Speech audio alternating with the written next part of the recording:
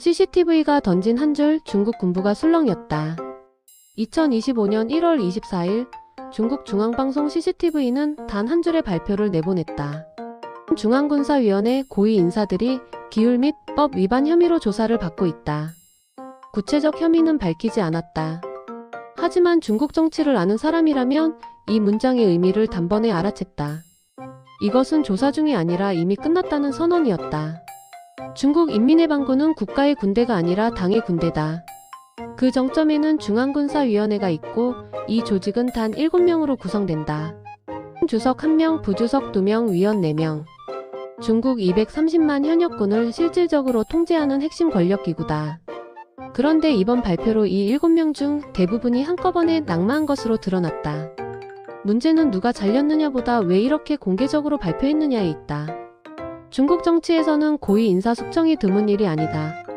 하지만 대부분은 은밀하게 처리되거나 단계적으로 발표된다. 한 번에 이렇게 많은 숫자를 이렇게 짧은 문장으로 처리하는 건 이례적이다. 이것은 단순한 인사교체가 아니다. 군부 전체에 대한 경고이자 시진핑 체제의 권력 재확인 의식이다. 그리고 그 신호는 중국 내부를 넘어 국제사회로도 전달됐다. 중국 군부에서 무언가 큰 변화가 진행 중이라는 것, 그리고 그 중심에는 시진핑이 있다는 것을. 중앙군사위원회 사실상 붕괴 상태. 중앙군사위원회는 원래 7명 체제로 운영된다.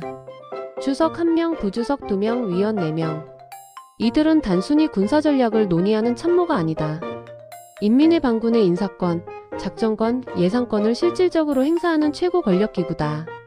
당 총서기가 동시에 중앙군사위 주석을 맡는 구조 덕분에 이 조직은 사실상 당이 군을 장악하는 핵심 장치로 기능한다. 그런데 이번 숙청으로 이 구조가 사실상 붕괴했다. 부주석 2명 모두 조사 대상에 포함됐고 핵심 위원 대부분도 자리에서 사라졌다. 현재 남은 인물은 단 2명. 그중 1명은 당연히 시진핑이고 다른 1명은 최근에 보충된 기율검사 담당 인사다.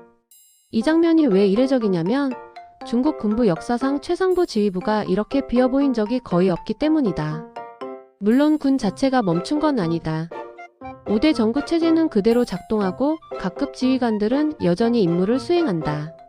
하지만 정치적 군 통제의 얼굴이 사라진 상태라는 점이 문제다.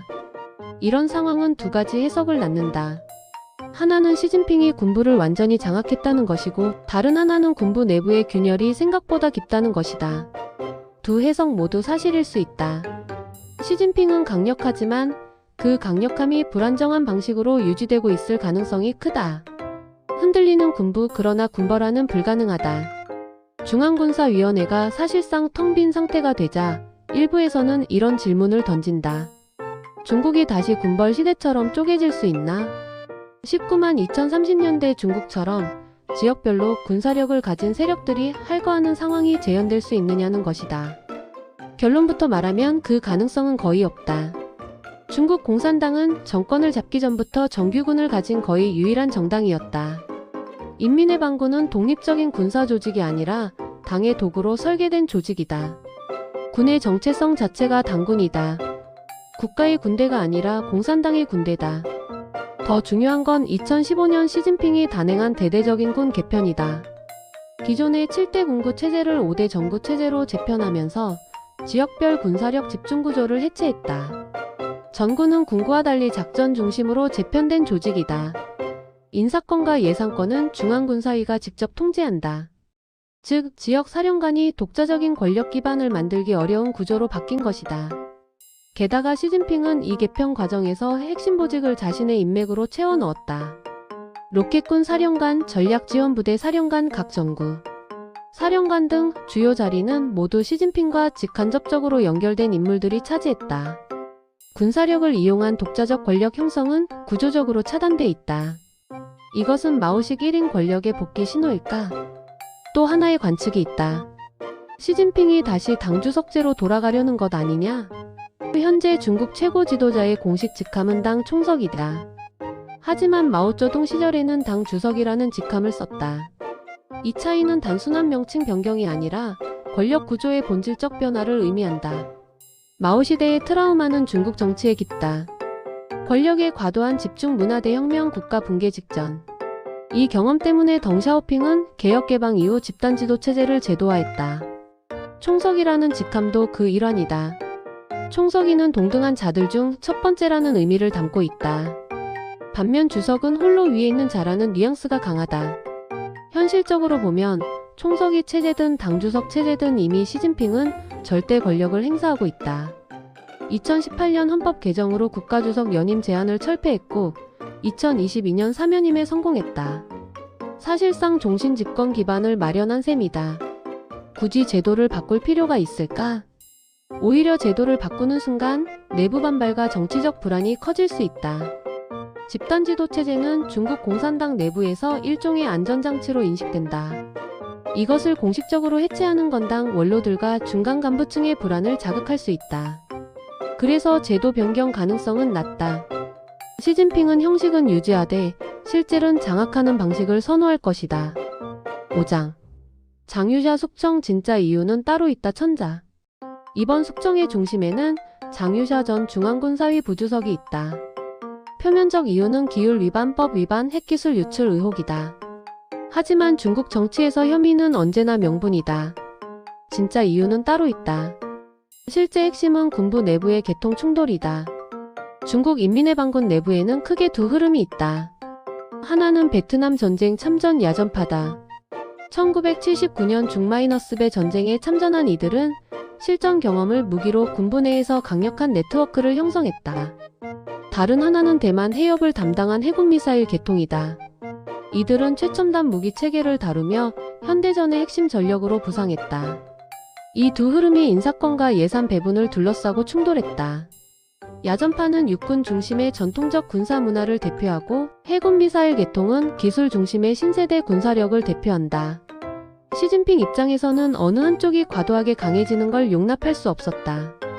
그 과정에서 시진핑과 가까워 보이던 인물들까지 정리됐다. 장유샤는 한때 시진핑의 측근으로 평가받았다. 하지만 군부 내에서 독자적인 영향력을 키우기 시작하자 위험 인물로 분류된 것으로 보인다. 결국 시진핑 입장에서는 실제 위협이든 잠재적 위협이든 의심받는 순간 제거해야 한다는 선택을 한 셈이다. 이것은 충성심의 문제가 아니라 권력 집중의 논리다. 핵기술 유출, 가능한 이야기일까? 미국 언론들은 중국 군부 고위 인사가 핵 관련 정보를 유출했다는 시나리오를 제시했다. 이 의혹이 사실이라면 엄청난 파장을 불러올 사건이다. 하지만 현실적으로 가능성은 낮다. 이 정도 위치의 군 인사가 그런 선택이 어떤 결과를 부르는지 모를 리 없다. 중국에서 국가기밀 유출, 특히 핵 관련 정보 유출은 사형사유다. 본인뿐 아니라 가족 전체가 위험에 처한다. 더구나 체제를 뒤엎을 준비도 없이 그런 행동을 할 이유는 거의 없다. 망명을 준비했다면 모를까 그런 정황도 보이지 않는다. 그렇다면 왜 이런 의혹이 나왔을까? 두 가지 가능성이 있다. 하나는 실제로 정보 유출이 있었지만 그것이 개인의 선택이 아니라 조직 내부의 권력 투쟁 과정에서 발생한 누출일 가능성이다. 예를 들어 특정 계통이 다른 계통을 견제하기 위해 정보를 흘렸을 수 있다. 다른 하나는 애초에 사실이 아니라 숙청을 정당화하기 위한 명분으로 만들어진 이야기일 가능성이다. 중국 정치에서 혐의는 진실 여부보다 정치적 효용이 중요하다. 핵기술 유출이라는 프레임은 숙청 대상을 국가 안보를 위협한 배신자로 규정할 수 있게 해준다.